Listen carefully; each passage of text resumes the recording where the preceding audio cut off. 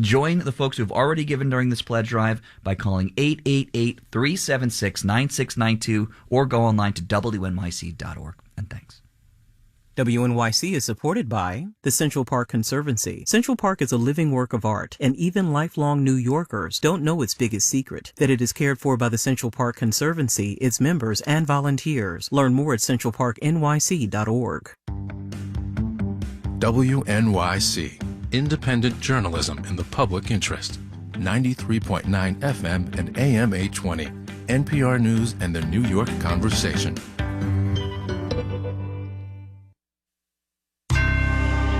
Marketplace is supported by C3 Generative AI. Verified, traceable answers, secure, hallucination-free, LLM-agnostic, IP liability-free. Learn more at c3.ai. Could it be that inflation's getting a tad less bumpy? From American Public Media, this is Marketplace. Marketplace is supported by Betterment, the automated investing platform that helps make it easy to be invested for the long term. Learn more at Betterment.com. Investing involves risk. And by Progressive. Progressive Commercial Insurance protects small businesses with customizable coverage options as unique as your business. More at ProgressiveCommercial.com.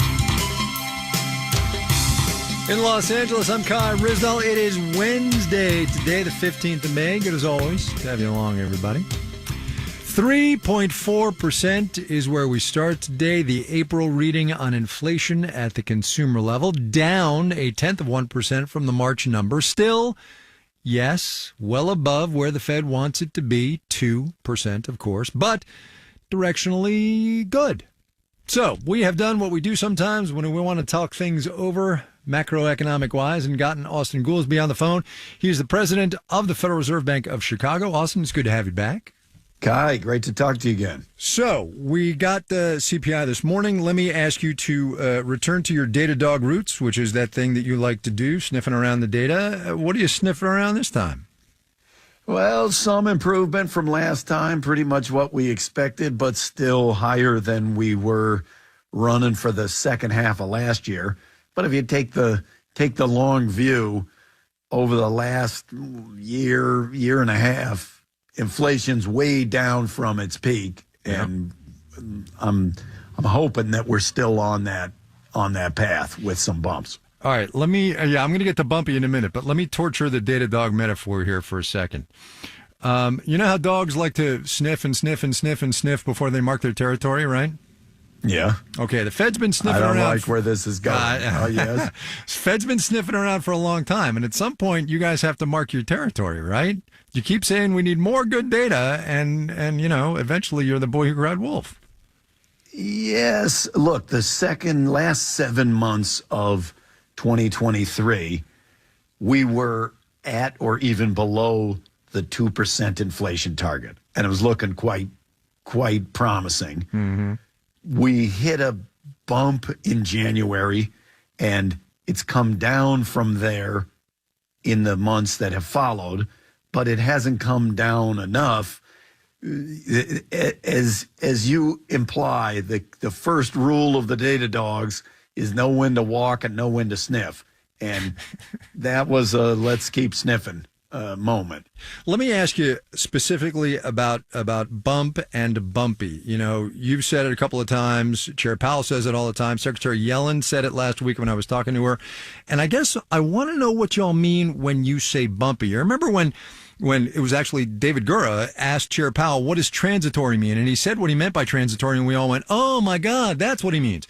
Do you guys, when you say bumpy, do you mean it's just noise, or is it like a really big speed bump that kind of jars the car and makes everybody's teeth shake?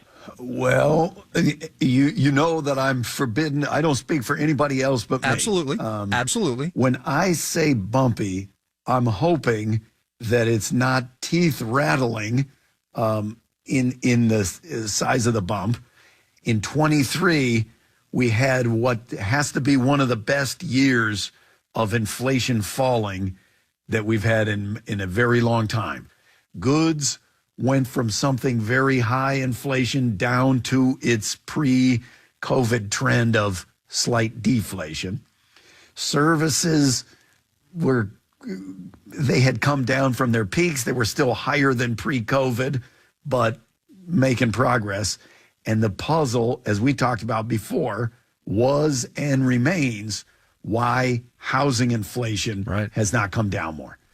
What happened in this bump, goods prices went up a bit, services prices went way up for a month and then have come back down. But we continue to grapple with this bit about the inflation. And the figuring out what's the nature of that speed bump is still going to depend on what happens with housing. Well, keep going on that, right? Because it has been extremely slow to come down. It is arguably skewing the whole conversation because it's so sticky is a loaded word, but it's so persistent. What do you do if housing doesn't get to where it needs to be? Well, there's two parts of the housing equation, something. One is just the mechanical, that the way we compute housing in our inflation measures is a kind of a slower moving average of the market rent in the housing sector. And the market rents came way down, at least the inflation, not the price level, but the inflation rate came way down. And so we've just been waiting month after month for that to happen in the slow moving official series. If that doesn't happen, then we've got to figure out why it didn't happen, because it clearly would be more than just the mechanical thing. When you have low rates for a long time, followed by a big increase in the rates, it creates strange dynamics in the housing market that everybody can see. That you've been in your house and you thought about moving to a bigger place, but you're like, I got a 3.25 mortgage and mortgage rates are now 8%. So I'm going to just stay in this house for a long time. I do think there's some complexity that makes this moment a little different from a regular moment. Last thing, and then I'll let you go. And it's about communication and what the Federal Reserve is saying and what everybody, by which I mean markets and analysts and business and economic media, are understanding you to say. End of last year, Chair Powell and many other Fed speakers were hinting that there was going to be no small number of rate cuts this year. 3, maybe 4, people were saying. And now clearly that's not going to happen. And I guess I wondered, did we all misread each other? Did the chairman sort of get out over his skis too far? Did all the rest of you as well? What do you think? Look, the FOMC puts out a summary of economic projections, which is not debated among the committee. It's just each individual gives their opinion of what do they think will be the appropriate rate and what will be the conditions over the next year, the year after that. At the end of last year, the SEP said that the median thought there would be 3 cuts in this year. The market immediately concluded that must mean 7. And then as they had press conferences, they said, well, if it's not 7, then it's going to be 4. Then it was 2. Then they thought it was 0. And if you look at the SEP and the statements that come out of the committee, it looks like it moved from 3 to 2 or a very slow moving type process. And the market is on a timetable that is kind of not the monetary policy timetable. So with no offense to anyone, it seems like the people that are over-indexing are not coming from the SEP. It's coming from the market being impatient with the signal. Right. SEP is another word for that is the dot plot for those familiar. Last thing, this is really the last thing, and then I'll let you go. I did an event with Chair Powell in San Francisco, I don't know, like 6 weeks ago. And basically he said, you guys, business and economic media, pay way too much attention to every jot and tittle that comes out of the Federal Reserve. You agree with that? Probably. That's our perspective is always, whoa, settle down. You know, there wasn't as much information content from as what you're concluding. Yeah. I'm from the old school, which is, to me, it's a sign of success when if the market moves, it moves from the data, not from the statements of Fed officials. Because if the big moves are when new information comes out, that's a sign that the world understands the reaction function of the Fed. And so I try to be as clear as I can. Here's how I'm reacting. Here's what I'm looking at. Here's what I'm sniffing. And right now, it's heavily on the inflation side. If we keep rates this restrictive for too long, we're going to have to also be thinking about the other side of the mandate, which is employment. But so far, it's still very much inflation. Austin Goolsbee at the Chicago Fed. Austin, thanks for your time. I appreciate it. Always good to talk to you. Great to talk to you again, Guy. Let's do the numbers. Dow Industrial's up 349 points, 0.9%, closed at 39,908. The Nasdaq added 231 points. That's 1.4%. 16,742. S&P 500 elevated itself 61 points, 1.2%, 5308. Those are record highs for all three major indices, and the S&P broke above 5,300 for the first time. I personally would have played the really happy music here, but I don't get to decide. Kelly Wells was just telling us about inflation in food specifically. So, let's look at some grocery stocks, shall we? Kroger shed 1.6% today. Sprouts Farmers Market crept up 0.1%. Grocery Outlet rang up 2 3/10%. Walmart nearly flat on the day. Bonds up, yield on the 10-year T-note down 4.34%. You're listening to Marketplace. Marketplace is supported by USB technology, found in billions of devices. USB Implementers Forum reminds consumers that USB-IF logos are displayed on certified USB products and are available at retailers worldwide. Look for the logos and get the whole story at enablingus.org. And by the Peter G. Peterson Foundation, a nonpartisan organization dedicated to raising awareness and accelerating action on America's fiscal challenges to build a brighter economic future for the next generation. Learn more at pgpf.org.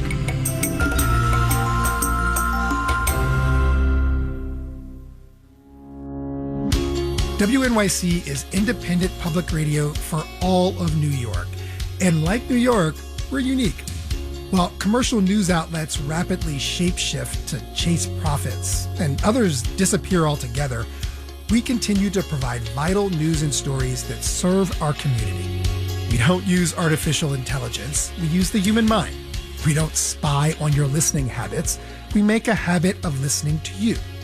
We don't provide news to make money, we ask for money so we can provide the news.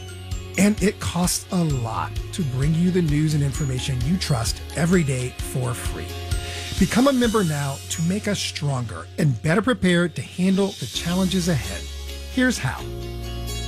Call 888-376-9692. You can also go online to WNYC.org and click on Donate. This is our Spring Pledge Drive here at WNYC. I'm Sean Carlson, here with Program Director Jacqueline Sincata.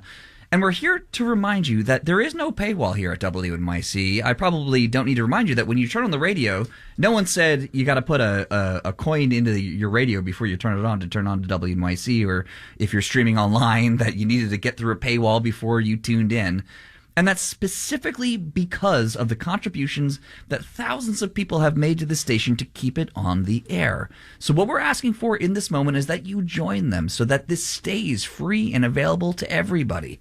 Not just for you or your neighbor or your friends, but everybody in our region. Millions of people get to tune into this because of those contributions. So join everyone else who already has. Contribute what you can during this Spring Pledge Drive. The number again is 888-376-9692. You can also go online again to WNYC.org. You know, if you're listening to WNYC, you know that you're hearing too many stories about how newsrooms across the country are shrinking and literally disappearing. The number of newspapers has declined so significantly. It's just unbelievable. It seems like you're constantly hearing about news organizations shrinking, laying people off. And, you know, it hasn't.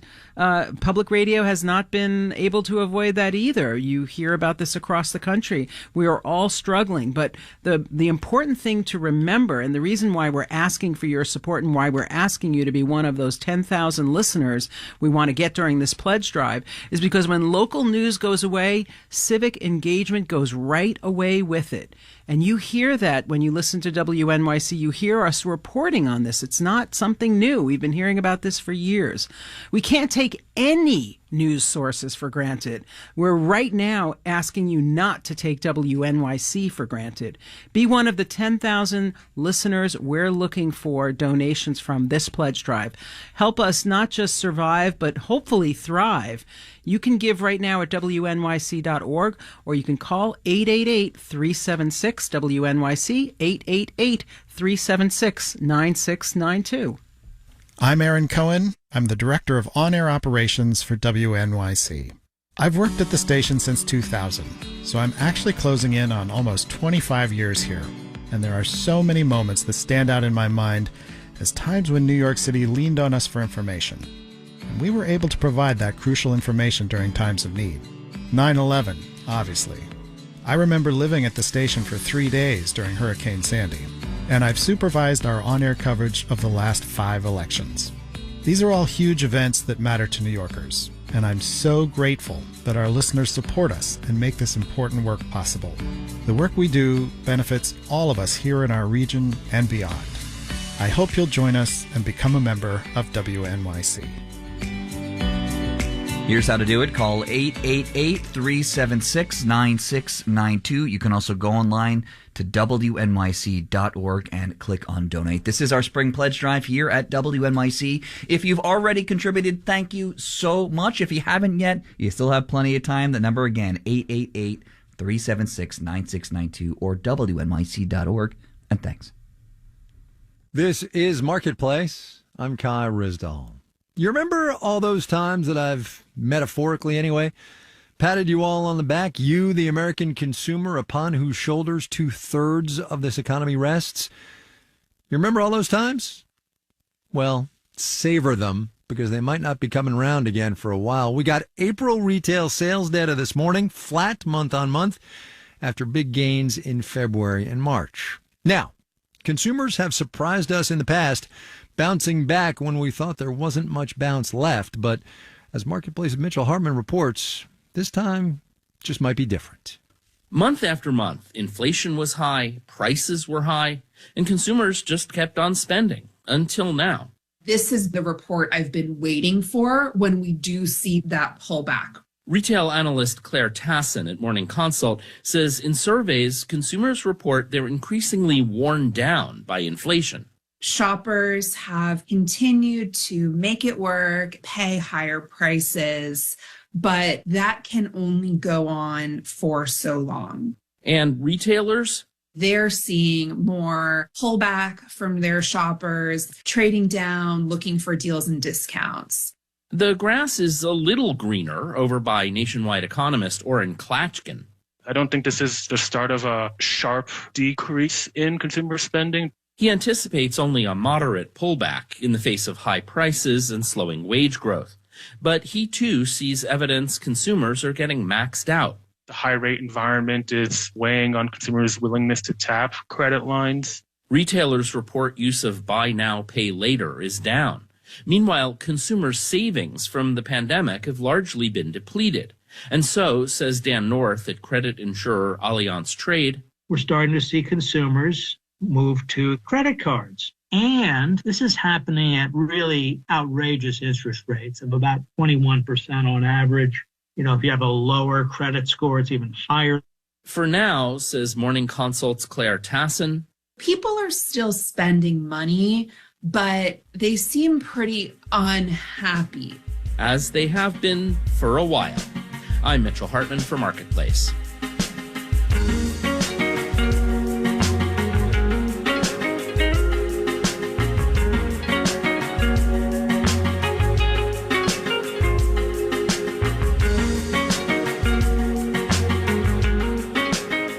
Mitchell was talking big picture consumer spending right there, but the reality of this economy is that the details do matter. What people are feeling in their day-to-day, consumers and businesses too.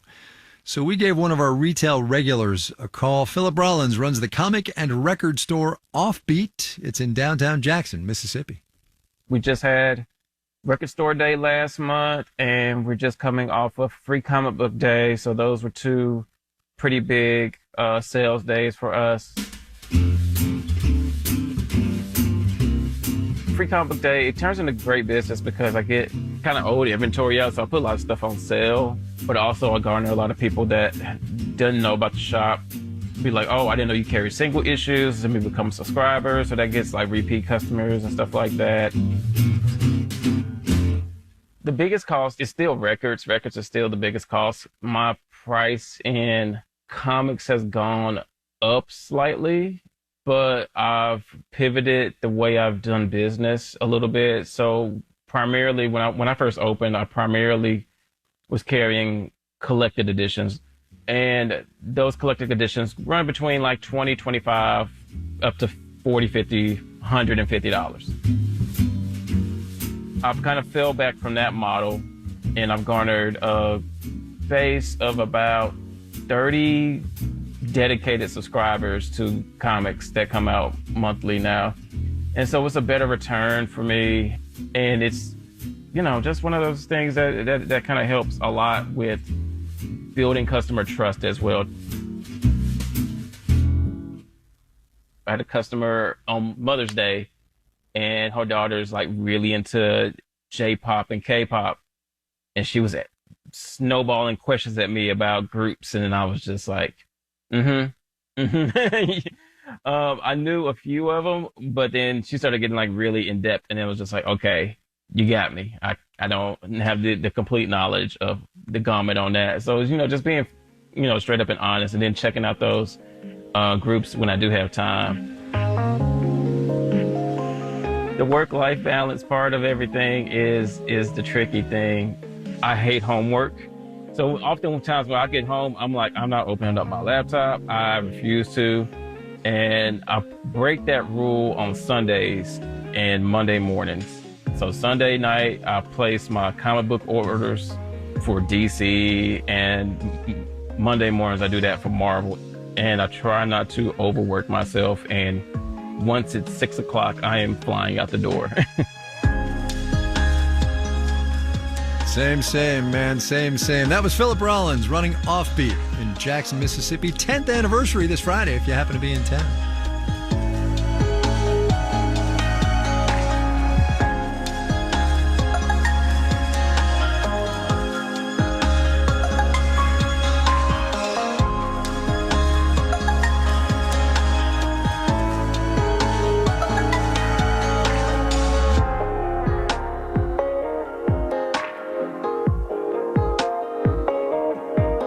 Marketplace is supported by Viking, exploring the world in comfort. With a fleet of small ships, Viking offers travel experiences for the thinking person. Discover more at Viking.com.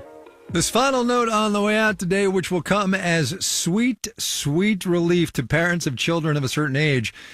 Chuck E. Cheese says that at very, very long last, it's getting rid of that creepy animatronic band. That's my word, creepy, not the company's. It's been around for 40 years. And the New York Times reported this week it's going to go away by the end of the year in all but 2 locations. If you don't know what I'm talking about, count yourself fortunate. If you do, just know that I've got a 23-year-old who still says I owe him a birthday party there. Believe me, that is not happening. Our media production team includes Brian Allison, Jake Cherry, Jessen Dueller, Drew Jostad, Gary O'Keefe, Charlton Thorpe, Juan Carlos Tirado, and Becca Weinman. Jeff Peters is the manager of media production. I'm Kai Rizal. We will see you tomorrow, everybody.